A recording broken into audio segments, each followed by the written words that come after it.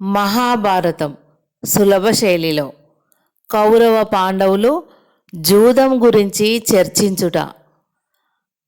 మణిమయ రమణీయమైన దుర్యోధనుని కొత్త సభాభవనాన్ని చూసి పాండవులు మెచ్చుకున్నారు. చిత్ర విచిత్రాలతో శిల్పకళలను వెదజల్లే ఆ అపురూపపు భవనాన్ని వేరువేరుగా ప్రశంసించారు.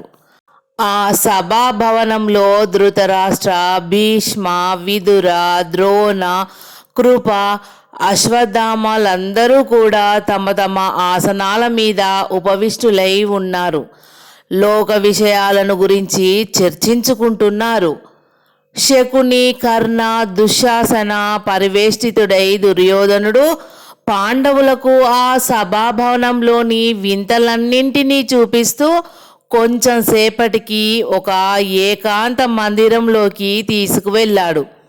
అక్కడ రత్న కంబలం మీద ఫలపుష్పాదులు ఉన్న బంగారు పల్లేరాల మధ్య పాచికలు కనిపించగానే భీమార్జునులు, నకుల సహదేవులు ఒకరి ముఖాలను ఒకరు చూసుకున్నారు.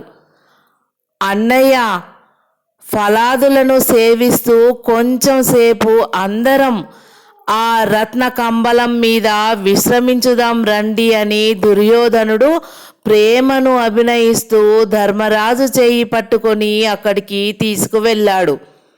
భీమాదులు అన్న చుట్టూ కూర్చోగానే కర్ణాదులు దుర్యోధనుని సరసన ఉపవిష్టులయ్యారు.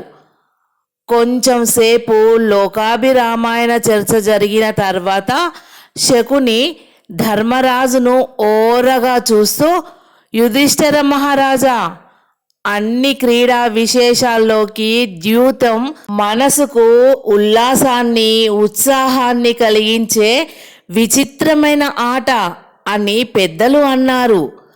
ఆడే కొద్దీ మనసును పూర్తిగా తన వైపు ఆకర్షించుకునే గొప్పదనం ఒక్క జూదానికే ఉంది కదూ అన్నాడు శకుని నవ్వుతూ.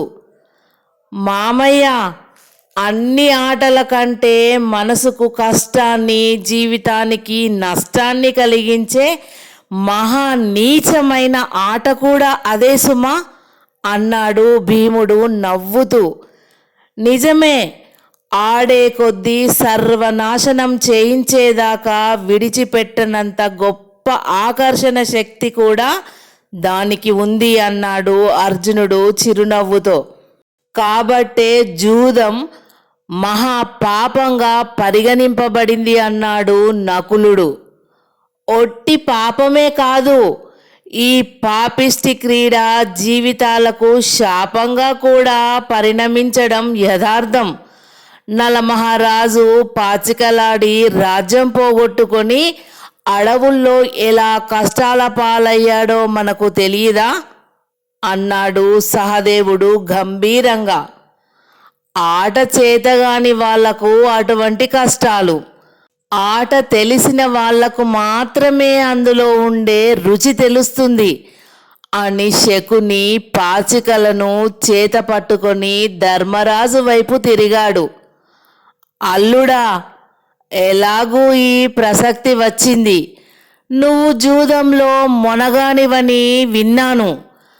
నీతో కలిసి జూదమాడాలని ఎన్నేళ్ల నుంచో నాకు చాలా వేడుకగా ఉంది. వినోదంగా ఊరికే కొంచెం సేపు మాత్రమే ఆడుదాం. అక్ష విద్యలో నీకున్న దక్షతను నేను తెలుసుకున్నట్లు ఉంటుంది, కొంచెం పొద్దుపోయినట్లు ఉంటుంది. నువ్వు కాదనవనే ఇంత ఆశగా అడుగుతున్నాను అన్నాడు శకుని. మామా, ద్యూతం సప్త వ్యసనాలలో ఒకటి. మనుషులకు ఆ క్రీడ శుభం చేకూర్చేది కాదు. వివేకవంతులైన వారు ఆ ఆటను హర్షించరు అన్నాడు అర్జునుడు. అర్జున, మామ ఊరికనే ఆడుదామంటున్నాడు గాని పందెం పెట్టి కాదు గదా. అటువంటప్పుడు నీకు భయం ఎందుకు అన్నాడు దుర్యోధనుడు. దుర్యోధన అని భీముడు గంభీరంగా అన్నాడు. ఈ పాండురాజపుత్రుల జీవితాలలో భయం అన్న పదానికి స్థానమే లేదు. ద్యూత క్రీడ నీతి బాహ్యమైనదని మా అర్జునుని అభిప్రాయం. అంతేగాని శకుని మా అన్నయ్యను మించిన ఆటగాడని కానీ పందెంలో మా సంపదలను గెలుచుకుంటాడని కానీ ఎంతమాత్రం వెరపు మాకు లేదు అని అన్నాడు. భీమసేన, వినోదార్థం ఆడే ఆటకు అంతంత పెద్ద మాటలు ఎందుకు చెప్పు? మీ అన్నయ్య గొప్ప ఆట నేర్పరి అనే కదా నేను ఆహ్వానించేది అన్నాడు శకుని. మామయ్య, పందెం లేకుండా ఆట రక్తి కట్టదు.